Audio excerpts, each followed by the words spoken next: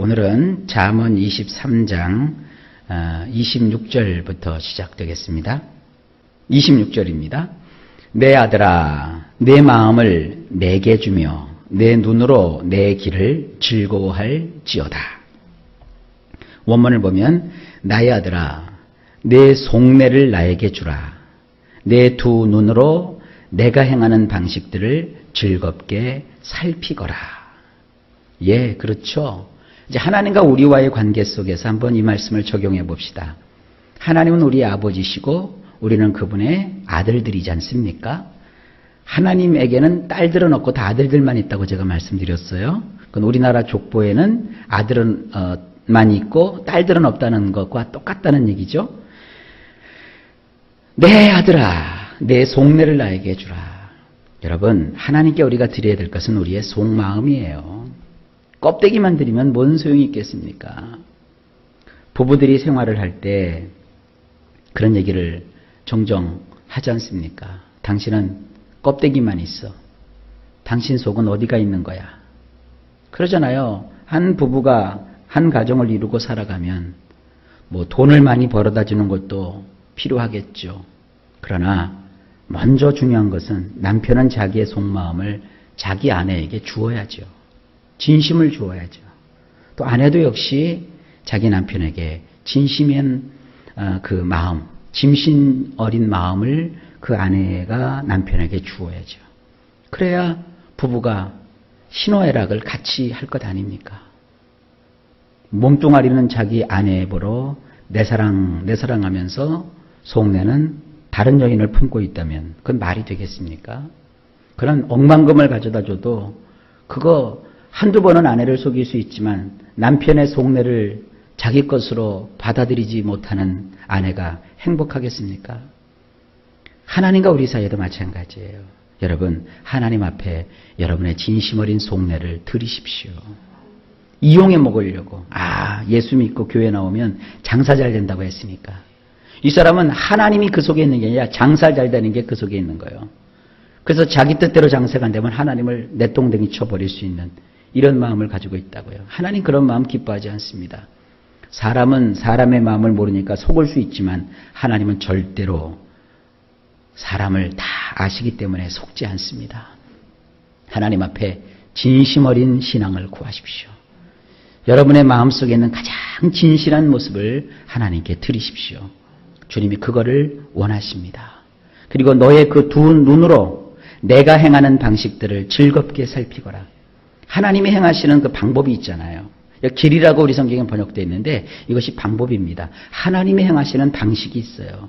우리는 그것을 즐겁게 살펴서 하나님이 원하시는 대로 우리가 신앙생활을 하고 일상을 살아야 되는 것입니다. 내 뜻대로 생활하면서 하나님 내 뜻을 맞춰주세요 이러지 마세요. 하나님이 어디로 향하시는지 하나님의 뜻이 무엇인지를 여러분들이 분별하여서 그 뜻대로 우리가 순종하는 것, 그것이 지혜요 우리 삶의 능력입니다. 자, 그 다음에 27절 대저 음녀는 깊은 구덩이요 이방 여인은 좁은 함정이라. 원문을 보면 이렇습니다. 정녕 음탕한 여인은 깊이 파인 파멸의 구덩이요 낯선 여인은 빡빡한 운물이니라.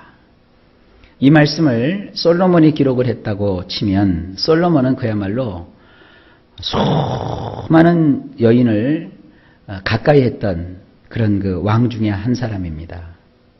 그런 정략적으로 수많은 지역과 여러 민족의 여자들을 자기 아내로 맞이해서 거느렸어요. 성경적으로 도덕적으로 윤리적으로 그와 같은 것은 우리가 용납해서는 안 되는 것입니다만 좌우지간 여자 경험이 많은 솔로몬이 지금 이렇게 얘기를 하고 있는 거예요. 정령 음탕한 여인, 이 여인 가운데서 이 음탕한 여인이 있어요. 이 음탕한 여인은 그것이 당장 볼 때는 매력이 있고 끌리는 듯하지만 결국은 겪어보니까 깊이 파인 파멸의 구덩이래요. 거기에 빠지면 누구도 헤어나올 수 없고 멸망당할 수밖에 없는 파멸의 구덩이에요. 성경을 보거나 세상을 보거나 음탕한 여인에게 빠져서 신세망친 사람들이 한두 명이 아닙니다. 이 남자들뿐만 아니라 여자들도 마찬가지예요.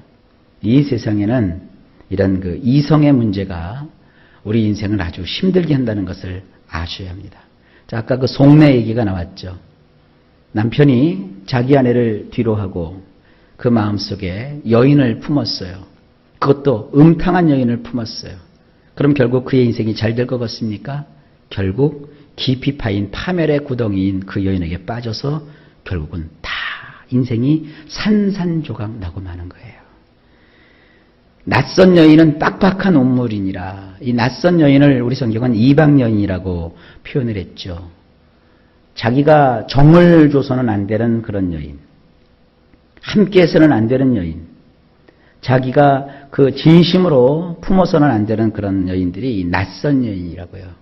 그 낯선 여인은 운물은 운물인데 어떤 운물이냐? 한 번 빠지면 빡빡하고 좁기 때문에 나올 수가 없는 운물이에요. 그 운물 속에 빠지니까 사람은 어떻게 돼요? 죽어버리는 거죠. 그러니까 이와 같은 말씀을 가지고 잘 우리 인생의 지혜로 삼으셔야 돼요. 이게 비단 남자에 관한 이야기뿐만 아닙니다. 여자들도 거꾸로 생각하시면 됩니다. 28절입니다. 참으로 그런 강도같이 매복하며 사람 중에 사악한 자가 많아지게 하느니라. 원문은 이렇습니다. 그녀는 마치 먹잇감을 얻으려는 듯이 누워서 기다리나니 사내 놈이 그녀에게 속는 일이 비일비재하니라. 이게 조금 좀 야한 얘기가 여기 나와요. 음탕한 여인이 누워 있어요. 아마 이제 여기 보면 남자를 유혹을 한 거죠. 그래서 이제 잠자리에 들어선 거예요. 그래서 여자가 잠자리에서 아주 고혹적인 그런 표정을 하면서 누워 있다고요. 근데 그 누워 있는 것이 뭐냐? 이것은 먹잇감을 얻으려고 덫을 치고 지금 누워 있는 거예요. 그런데 이 멍청한 사내놈이 그 여자에게 속아가지고 그 여자와 동침을 하러 들어가는 거예요. 결국 이래가지고 신세 망치는 일이 뭐냐? 비일비재하다는 거예요. 우리 성경으로 보면 이게 잘 이해가 안 가는데 원문으로 보니까 딱 떨어지죠. 그러니까 남자들이 나는 아는 여자가 많아. 나는 뭐 굉장히 인기가 많은 거야. 이거 다 웃기는 얘기라고요. 이런 그 음탕한 여인들의 이야기를 이 솔로몬이 자식에게 하고 있어요. 그러니까 이런 그 지혜를 제가 뭐 굳이 설명을 안 드려도 뭐 이런 얘기들은 요즘 드라마나 이런 데서 많이 나오니까 여러분들이 잘 생각하고 계시면서 스스로의 삶도 그렇고 또 자녀에게도 잘 가르치시길 바랍니다. 어떤 분들이 이렇게 생각해요. 난 이제 나이 먹었으니까. 아니요. 해외 토픽 같은 데 보면은요. 80 먹은 할머니하고 40 먹은 남자하고 또 바람을 이렇게 펴갖고 이렇게 눈 맞고 그런 것도 있어요. 우리나라하고 상관이 없는 얘기인지 모르겠지만 하여간 평생을 이런 것은 조심해야 될 일상의 일들입니다. 그 다음에 29절. 재앙이 뇌기에 있느뇨, 근심이 뇌기에 있느뇨, 분쟁이 뇌기에 있느뇨, 원망이 뇌기에 있느뇨, 까닭 없는 상처가 뇌기에 있느뇨, 붉은 눈이 뇌기에 있느뇨. 이제 장면이 바뀌어요. 원문도 뭐 다를 바가 없습니다. 조금 쉽게 돼 있어요.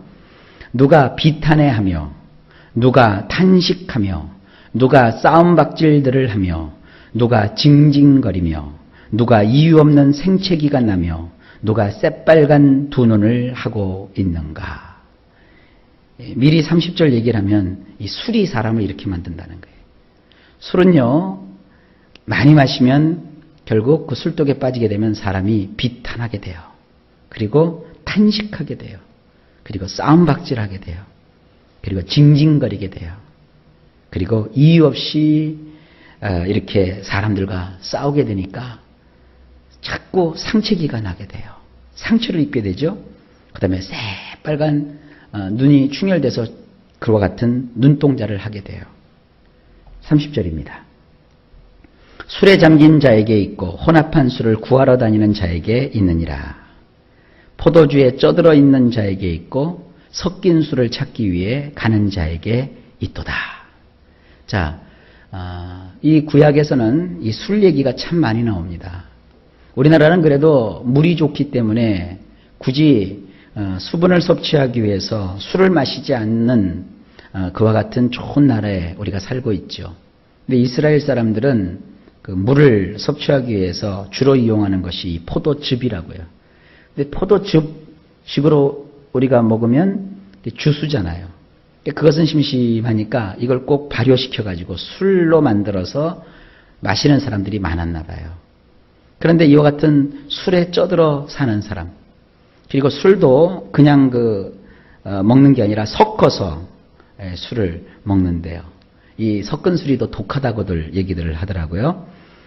섞인 술을 찾기 위해서 이것저것 이렇게 찾아가는 사람에게는 아까 말했던 그런 불행한 일들이 계속된다. 그러니까 뭡니까? 술을 삼가하라. 이것이 잠언의 말씀의 교훈입니다. 자, 오늘도 하나님께서 우리에게 귀한 말씀들을 많이 주셨습니다. 이 지혜의 말씀으로 여러분 마음에 지혜를 얻으셔서 주를 믿는 복된 성도로서의 삶을 살아가시기를 예수님의 이름으로 간절히 축복합니다.